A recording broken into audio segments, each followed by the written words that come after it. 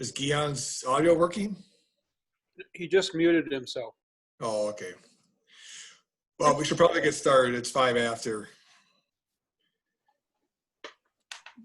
Good afternoon. My name is David Gray, the current president of Rotary Club of Roseville for another half hour or so. Please stay muted until you'd like to make a comment to avoid background noise. Please recite the flag pledge and the four-way test to yourself while muted while I lead the group. I pledge allegiance to the flag of the United States of America and to the republic for which it stands, one nation, under God, indivisible, with liberty and justice for all. The four-way test of the things we think, say, or do. Is it the truth? Is it fair to all concerned? Will it build goodwill and better friendships? Will it be beneficial to all concerned? And with that, I'd like to ask Ed Stadinsky to lead us in the invocation. All right, thanks, David. I pulled the invocation out of a book today that is Management Mess to Leadership Success. And it's 30 challenges to become the leader you would follow. In the book, he writes that my colleagues and I worked to narrow down the list. We left dozens of them off, mainly to keep the challenges and the book manageable. And you're thinking 30 is manageable? There is one fundamental challenge, more critical than anything else. Not included in here is character. Don't confuse the correlation, don't confuse or correlate the decision not to include character in this book with its unimportance. Let me be clear, none of these leadership challenges matter if you fail on the character challenge. And they are, in fact, mostly presented to you as challenges, issues you face sometimes on an hourly basis. Most are clear and matter-of-fact issues that actually test or confirm your character. Those are, or should be, the easy ones. The stuff people around you see is fairly easy to make the right call on. It's the others, the more nuanced opportunities that may seem small or significant in the moment, that are disproportionately valuable in reinforcing your character. The hidden stuff, the behaviors nobody sees, perhaps ever. In fact, in many cases, only one person will, you. I thought as we look around us these days and see some of the stuff that's being debated and people speaking and tweeting and all these different things, it's certainly, as leaders, we're called to really kind of have our character be out in front. Otherwise, people will tend not to follow. And certainly, as leaders, the question is, are you walking the talk, right? Certainly, we have a four-way test as Rotarians, and what we want as Rotarians, others to see that the things that we think, say, and do, we are speaking the truth, and we're advocating for fairness and goodwill and friendship, improving and be beneficial to all. And I think so much of the rhetoric that's going around now really misses on a number of those. And so in our leadership transition, it's a challenge for Deb to carry that forward and work with the Rotarians to make sure we are of good character and following the four-way test. Pray with me if you would, please. Gracious God, we thank you for gathering us again today. We pray your blessing on our meeting, and we also pray for the change in leadership that you will inspire and encourage, Deb. And we pray for Jan's trip, that it be safe and productive. In your name we pray. Amen. Amen. Okay, thank you, Ed. Terry Gilberstad is today's record reporter. Thanks, Terry. Sure. And then guests, we have Gihan. Gihan, you want to unmute yourself and say something if you're able? If your audio works today? Can you hear me? Hello. I don't think his audio's working. Very quiet. You're there, but it's extremely quiet. Is that right? There's something wrong with my system. But I hear you guys quite well. Thank you very much for having me on. David, can you hear me? We can barely hear you. We can barely hear you, Gihan. Oh, We'll I'm try sorry again about next that. week again, but thanks for joining us today. It's a pleasure. Indeed, it's a pleasure. Thank you for having me. Well, thank you for joining us. Okay, I will move on to joke. So this year I decided to do jokes, and I was doing dad jokes. So I looked it up in the dictionary, and dad joke is a joke with a punchline that is often obvious or predictable, pun or play of words. They usually judged by an endearingly corny or unfunny. So you have to decide if you think it's funny or not yourself. Today's final dad joke is going to be, when does a joke become a dad joke? When it becomes apparent. So we won't be having to torture you with any more jokes, dad jokes. Oh, Jan, you have something to say? David, I want to thank you for being done. You're welcome. Okay, with that, special announcements, I have announcement from the Rotary District Foundation team. So we're nearing the end of the June, which we've been talking about it all month, is this push for 400K. And we've so far raised, donated more than 41,000. If you haven't donated yet, don't worry, there's still time. The deadline is the end of the month, June 30th. There's no reason to wait till then. So you can do the special opportunity, which is if you give at least $365 or equivalent of $1 a day, you will be recognized. They'll match your and get recognition points to make you a Paul Harris Fellow or your next level.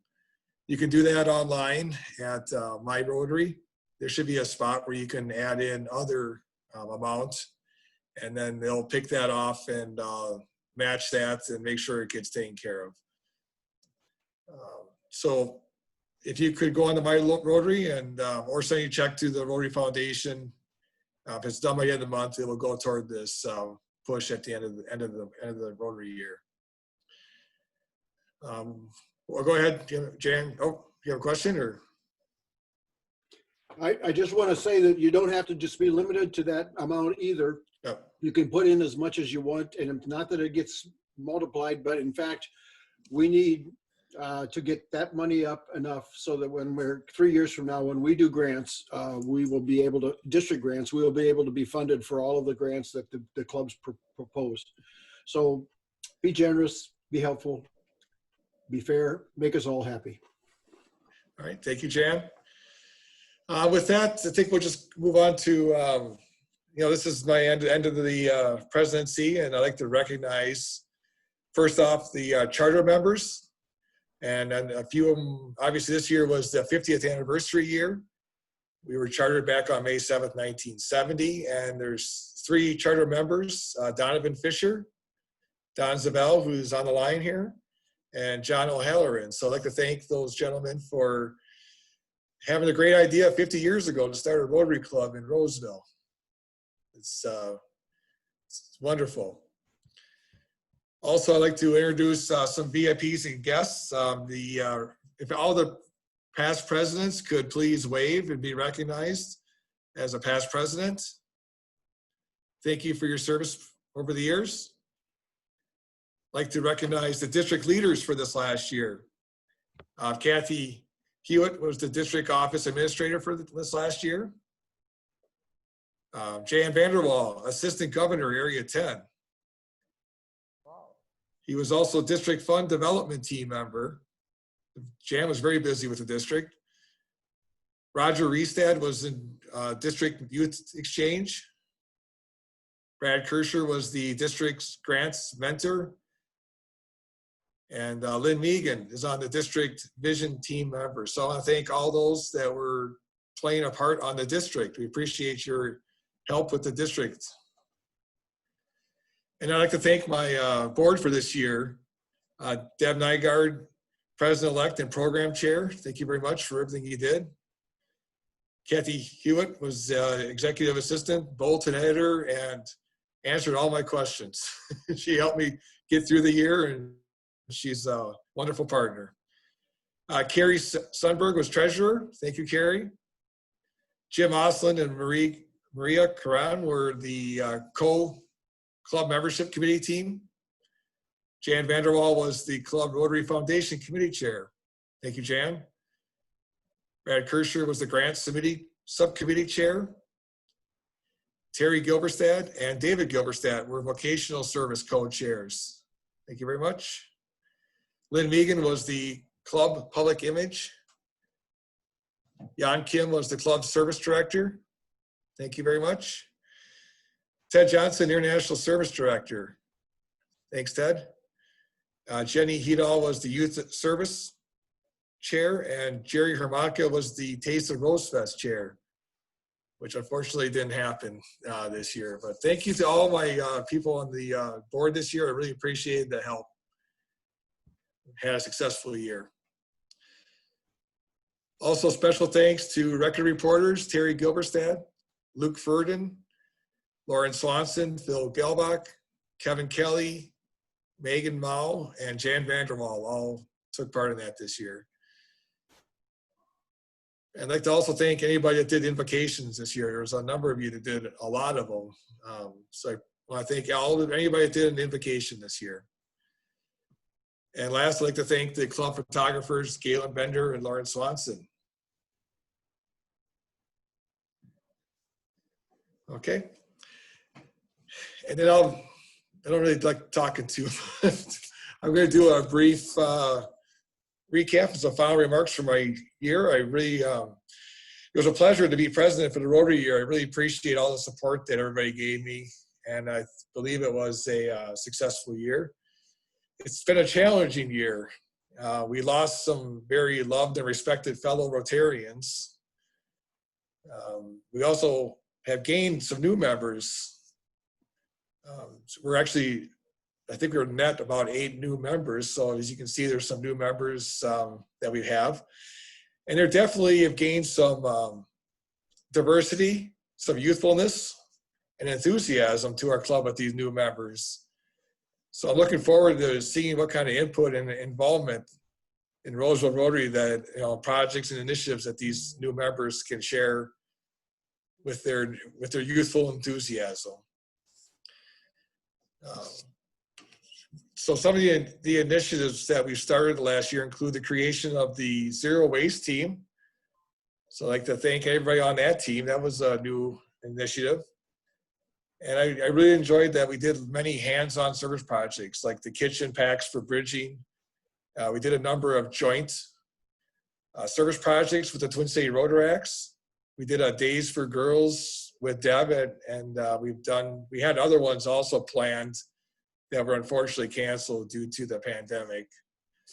But you see on the PowerPoint, there's a list of things that we did this year.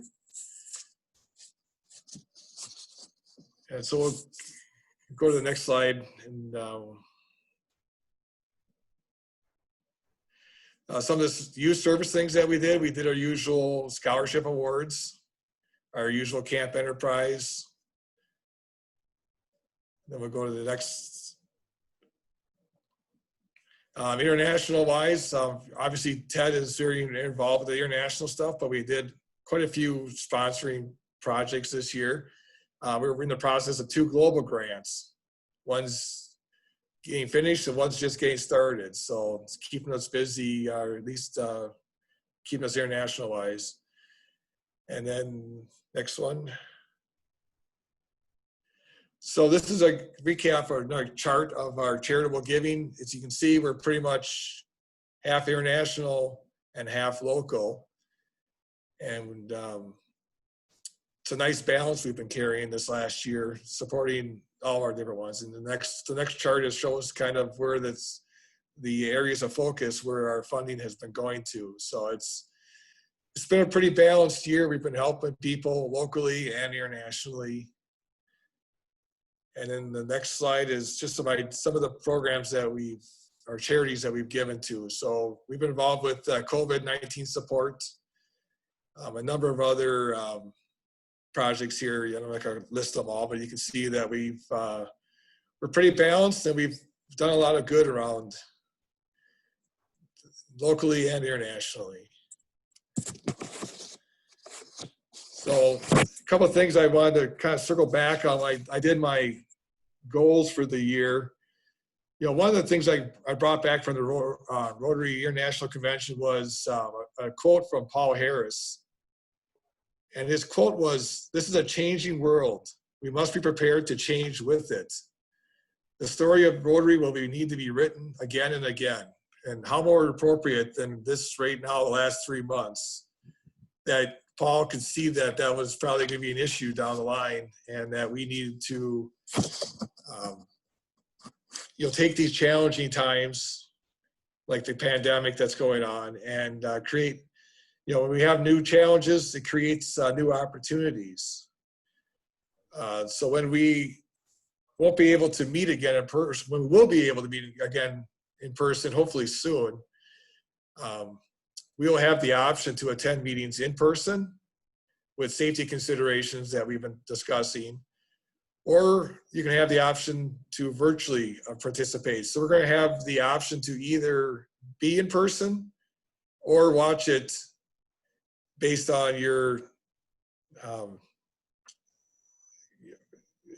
just based on your choice and your comfort level, if you want to attend or not. And I think that's actually going to open up a lot more flexibility in the future. We'll be able to, if you're at work and you have a meeting that runs long, or if you have something going on and you can't make the trip into the meeting, you can always just hop on and watch it virtually. So we should be able to get more people to attend. It also might give us more opportunities to have national or international speakers, because they don't have to come here. They can just virtually present. So I'm kind of, with this challenge, I think we're kind of exciting times that maybe we can open up our club to more national and international speakers and more of and just more flexibility in general for everybody to attend. And with that, I'd like to really thank Deb. When on St. Patrick's Day, I was actually on vacation down in Fort Myers right before this, before everything really kind of got shut down. And we decided to cancel one meeting, but she called me up and she says, we need to stay connected. So we need to figure out how to do this virtually. And here we are. We've only missed one meeting this entire time. And we've stayed connected for the last 3 months. And the hope is that we can get back in person, hopefully within the next month or so. DoubleTree is now figuring out how to do that safely, and we've been talking to them, and hopefully within the next month, we can start doing both the in-person and virtual meetings. So I want to thank Deb for just realizing how important that was, that we all stayed connected, and to set that up. She really helped out a lot with that. So thanks, Deb. And one last thing I want to talk about is the inspiration pin. I thought that would be kind of cool to acknowledge those that inspire us. And I proposed that we would do that above and beyond pin, that we were able to give it to somebody else each week, another fellow Rotarian who inspired us, and then we'd have the previous week's honoree do that. I hope everyone would enjoy that inspiration pin, especially if you were acknowledged as someone that inspired someone else. I think it was kind of neat. Unfortunately, we were 3 months short on that. So I think it would have gone around a lot farther, but I think that was kind of a neat thing, and I hope everybody enjoyed that. So with that, I'd like to take the gavel and pass that gavel on to our new leader, Deb Nygaard, the president for the 2020-21 Rotary year. So here you go, Deb, here's your, there you go. Thank you very much. Thank you. You know, a lot of the things I was going to just mention briefly, David and Ed really covered. I'm grateful for the opportunity to lead the club this year. I've appreciated the leadership training that I've had, and it's brought to mind more of what Rotary values really mean. There's a number of different viewpoints, and we're all coming at this club from different paths and different backgrounds and different viewpoints, but the Rotary four-way test transcends those values. And even though we're coming from all walks here, you are all welcome. Your input is all desired. You each have a purpose and a role to serve. And I just appreciate so much the integrity of the four-way test. So I think that the strengths that I bring to the table are that of encourager and connector. And actually, Jenny Hedel and I have already been plotting. We really want to focus on developing and making stronger relationships. And I think that we're going to start asking to set up some Zoom meetings with you folks, starting with our board and really getting to know people and how you want to be connected and serve. But beyond our club, we want to develop relationships too with the people in our community that have helped to support us. Make sure that they're doing okay and strengthen those relationships as well. There are just a couple changes that I want to make. And David, I have loved every joke, I have to tell you. They've been, even the groaners, I love the groaners too. But I want to acknowledge some of the history in this 50th year. And so Gayland and Maria and Lauren have all been involved in kind of maintaining and collaborating and scanning some of our history. And I want to share a little tidbit from our past each week that hopefully will trigger fond memories for some of you. It'll be brand new for some of us who didn't know past members, but maybe it will trigger an idea about something we want to reinvent, or it'll spur a new thought about some good that we can do in the community. I think that another change that I want to make, and I really feel like some of you are going to have to unmute yourselves to respond to this. I think we need to bring back the lutefisk dinner.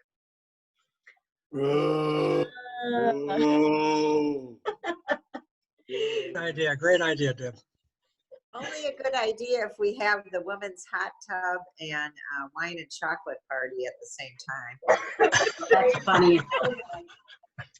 I know that Hyun was going to have a Korean. I'm for that. So I only think it's fair that we have some ethnically based dinners. And so if I go to Hyun's Korean thing, I think she's probably really, really going to want to taste lutefisk. So, right? See, she's game. So there's one other thing that I would like to do just a little differently this year. I'd like to move our four-way test to the very end of the meeting. I've seen this done at other clubs before, and it really meant a lot to me to be able to leave the meeting with that fresh on my mind, with that commitment. Is the next thing that I post online, is it beneficial to all concerned? And when I talk with my brother, is it the truth? Is it fair? And I think even when our club meets, we can say this four-way test to each other, to encourage one another, to hold each other accountable, but so that our four-way test transcends the things that are in the news, that it rises above that. So I'm grateful for the opportunity. I have to say, Naki is getting used to his new surroundings. He's a little stressed right now, but I'll take good care of him, make sure that he does okay. So thank you all. David, did you have anything else? No, you're the president now. You get to announce next week's program and make anything. But I do want to say, I do appreciate everybody, you know, believing in me and letting me do my thing. And I'm hoping that I was successful, and appreciate the opportunity that everybody gave me to be president. Thanks. I definitely appreciate your leadership, David. You've set a great example for a great model for me to follow. I'll probably be pinging you a number of times throughout the years to ask for assistance. And Anytime. yeah, it's been a great year. You've done a fantastic job. So hopefully, yes, thank you. Thank you, everybody. Hey, Deb, Yes. may I suggest that we provide a standing ovation for our outgoing president at this time? Please, that would be wonderful.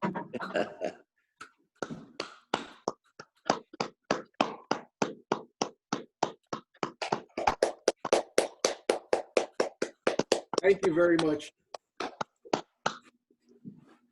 Thank you for that standing ovation. Go ahead. Next week, we're going to hear from Bethany Husby. She has presented to us before about Bethany's school that she helped to create. And I know she's had a number of plant sales. I don't know how it did this year with the pandemic, but I actually know how it did. My wife spent quite a bit of money there. She made over $50,000 on her plant sale this year. But that's only halfway to her $100,000 two-story school she wants to build. So but she made almost, it was like $49,000, almost $50,000 she made. So it's pretty impressive for one person. We'll be eager to hear her update. Well, thank you all for being present today, and we're going to have a short meeting. So we will see you next week. And look what I have here. I can get it in. You ready? See you all next week. That was short and sweet. Bye-bye.